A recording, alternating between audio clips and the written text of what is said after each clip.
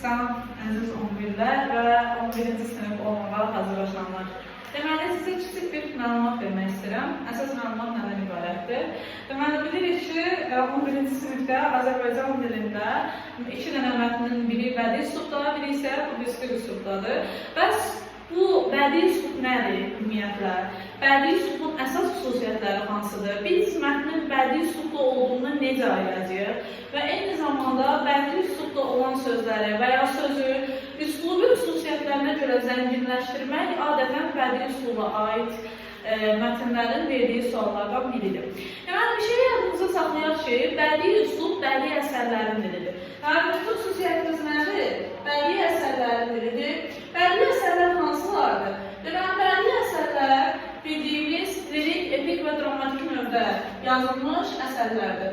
Deməli, bədii əsərlərin dili olduğu üçün artıq burada bir sıra xüsusiyyətlər var ki, normalda o xüsusiyyətlər olsa, Azərbaycan dilində müxtəlif normalar pozular.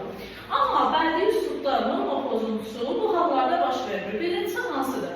Cümlədə əgər söz sırası pozularsa, cümlədə həddindən artıq məcazi anlayışı, obrazlıq anlayışı varsa və eyni zamanda sözün poetik funksiyasından birdən artıq yerdə istifadə olunursa. Deməli, bədii üslub digər üslublardan fərqli olaraq ilk yaranan üslubdur. Bədii üslub ümumiyyətlə sözün poeziyasını, sözün poetik mənasını, yəni sözün məcazi mənada daşınması, bir də romantikanı ifadə edir. Yəni də romantik üslubda verilmiş, sözün olduğundan daha qabarıq şəkildə verilmiş, sözün olduğundan daha kiçik şəkildə verilmiş və s. kimi formalarıdır. Deməli, burada əsas məsələ, bədii üslubun əsas xüsusiyyəti bədii təsvir və ifadə vasitələrinin işlənməsidir. Bədii təsvir və ifadə vasitələrinin işlənməsi. Bədii təsvir və ifadə vasitələri hansılardır? Bədii təsvir və ifadə vasitələri bunlardır. Məsəl üçün, deyirəm ki, onun ipək kimi saçları var. Deməli, onun ipək kimi saçları var cümləsində var. Nə? Onun ipək kimi saçları. Görürük ki, bu cümləsi ipək təmir elədiyimiz zaman bir müddədə bir xəbər çıxır. Bəs burada məcazilik vardadır, ipək kimi saç. Necə saç? İpək kimi saç. Bilirik ki, təşbihin əsas ünsürlərindən biri də nədir? Bənzətmə quşmasıdır. Deməli, məsəl üçün, buna kimi artırmaqla, saçı da ipəyə bənzətməklə burada nə artıra bilərik? Məsəl üçün, burada məcazilik artırıb, bədii təsvir və ifadə vasitəsi artıra bilərik. Eyni zamanda, məsəl üçün, başqa bir şey deyirik ki, sanki gözlərindən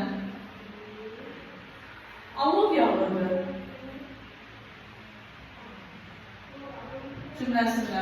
Sanki gözlərindən alov yağırdı cümləsində. Baxırıq ki, gözlər alov yağa bilməz. Düzdür. Deməli, burada həddindən artıq şişirtmə var. Şişirtmənin ən yüksək forması nədir? Hiperbola. Deməli, burada mübaliğə və mübaliğənin ən yüksək forması olan hiperboladır. Deməli, yalnızca bir şey saxlayın. Bədii üslubda olan mətnlər 3 cür olur. Lirik formada, epik formada və dramatik formada. Yəni, lirik formada bilirik də, lirikada nə var? Şeirlər var. Yəni, şeir formasında olan mətnlər, ikincisi, kiçik hekayə formasında verilmiş və ya birinin başına gələn hadisə formasında verilmiş, yəni memuar xatirə tipli mətnlər deyirik biz buna. Birinin başına gəlmiş hadisəni danışması, yəni xatirə tipli bir əsərdən kiçik bir nüans kimi. Daha sonra monoloqlar və diyaloglar formasında olan əsərlər bədii əsərlərdir. Və bədii əsərlər də bədii üslubun əsas xüsusiyyətlərindən biridir. Bədii üslubda olan mətnləri siz ilk öncə hansı formada başa düşərsiniz? Bədii əsərdə olan mətnlər bir neçə cür verilir. Hansılardır bunlar?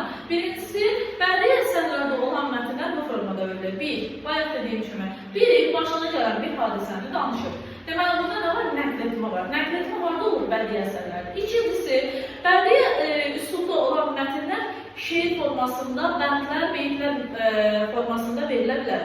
Deməli, bənd, beyt, bunların hamısı şeir vahidləri olduğu üçün yenə bu mətn bədii üslubda hesab olunmalıdır. Daha sonra monoloqlar və diyaloglar. Hər hansısa bir dram əsərindən götürülmüş monoloqlar və diyaloglar formasında verilən mətn hissəciyi olur nə? Dram əsəri. Deməli, dram əsəri də istər-istəməz bədii əsər olduğu üçün bədii üslubun əsas xüsusiyyətlərindən birinə gəlir. Məsəl üçün, sınavda ən çox düşən suallardan biri nədir? Deyir ki, sözü, üslubun xüsusiyyət, məsələn, altından xətt çəkilmiş sözü, üslubun xüsusiyyətlərinə görə zənginləşdirib yaz. Deməli, üslubun xüsusiyyətlərinə görə zənginləşdirib yazmaq hansı mənadadır? Məsəl üçün, altından belə bir xətt çəkir, deyir ki, o əsərləşib, içəri keçdi. Məsəl üçün, deyir ki, altından xətt çəkilmiş cümləni üslubun xüsusiyyətlərinə görə uyğunlaşdırıb yazmaq. Bilirsiniz ki, açıq sualların biri 5 tam bal verir. Deməli, görək bunu necə yazmaq lazımdır? Məsəl üçün, əsərləşmək sözünü götürüb, frazeoloji birləşmə formasında yaza bilərik. Məsəl üçün, deyir ki, o əsərində cin atına minib,